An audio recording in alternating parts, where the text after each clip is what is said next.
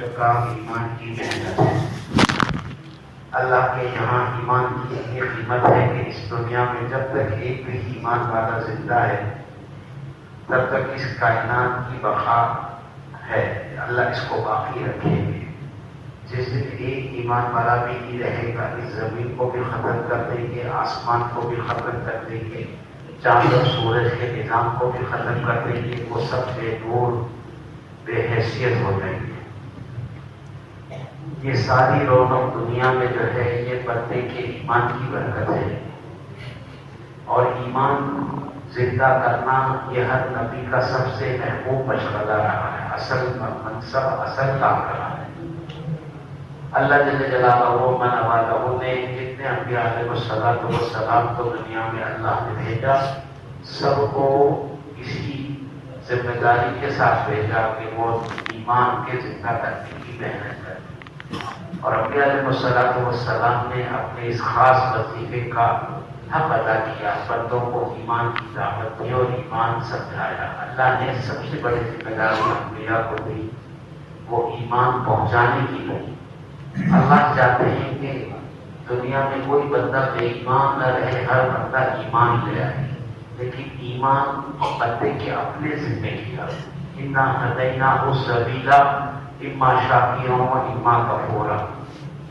اللہ پاک نے دونوں راستے بتائے، کفر کا راستہ بھی بتایا، ایمان کا راستہ بھی بتلایا انبیاء کے ذریعے سے۔ اب بندے کو اختیار کیا کہ وہ اما شاکر و اما کفورا، وہ ایمان کا راستہ اختیار کرے، کفر کا راستہ اختیار کرے۔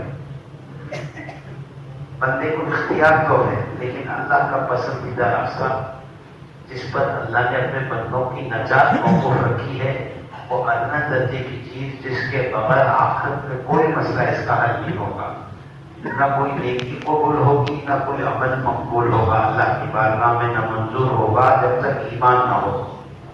ہاں، ایمان کا ادنیٰ درجہ بھی آخرت میں آدمی کے بیڑے پار کرا دے گا، ورنہ بہت سارا سب کچھ دنیا کا سرمایہ آدمی کے پاس ہو اور وہ دنیا سے ایمان سے محروم جائے، تو دنیا سے محروم جانے والا اللہ پاک کے یہاں اس کا کوئی مسئلہ نہیں ہوگا۔ اس کے مسئلے کا حل یہ ہے، اس کے بیڑا پار اس وقت لگے گا جب وہ ادھر دنیا سے ایمان بچا کر لے جائے۔ دنیا میں کسی بندے کا ایمان والا ہونا اس کے مطمئن ہونے کے لیے نہیں ہے کہ میں مومن مسلمان ہوں۔ آج سب سے بڑا مسئلہ میرے بزرگ اور دوستوں اپنے ایمان پر مسلمانوں کا اطمینان ہے۔ اطمینان اچھی چیز نہیں ہے، اپنے مسلمان ہونے پر مطمئن ہونا، اپنے مومن ہونے پر مطمئن ہونا۔ میں تو مسلمانوں مجھے کیا بتاتے ہوں، مجھے تو سب معلوم ہے، مجھے سب آتا ہے۔ آدمی اپنی دنیا پر مطمئن نہیں ہے، دین پر مطمئن ہے۔ اس کی وجہ یہ ہے کہ وہ جانتا نہیں ایمان کی قیمت اللہ کے یہاں رکھتا ہے۔ جس چیز کی قیمت بندہ جان لیتا ہے اس پر کبھی مطمئن نہیں ہوتا، کبھی خوش نہیں ہوتا۔ جس کی قیمت نہیں جانتا ہے، تھوڑا سا سوچ ہے ٹھیک ہے چلے گا، اتنے میں میرا کام چل جائے گا، یہ سوچ ہوتی ہے آدمی کی۔ یہ اس کو ادھر کر دیتے ہیں، ذرا سا کھینچ رہے ہیں، ہاں ایسا کر اس طرح، ہاں یہ ٹھیک، یہ عجیب مصیبت میں پڑ گئی ہے۔ پہلے ڈنڈا تھا، پھر سوفیا ہنومان کی، اب یہ آ گیا بہت کرنے کے اندر۔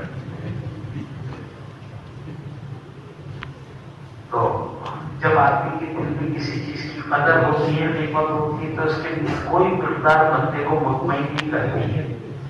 اس کی مثال آپ مال والوں میں دیکھ لو، یہ بیٹھنے والوں کے پاس کچھ تو کچھ حیثیت ہے، لیکن آدمی اپنے دل کو ٹٹولے تو جو ہے اس سے وہ مطمئن نہیں ہے، اس کے آگے کی چاہت اس کے دل میں ہے۔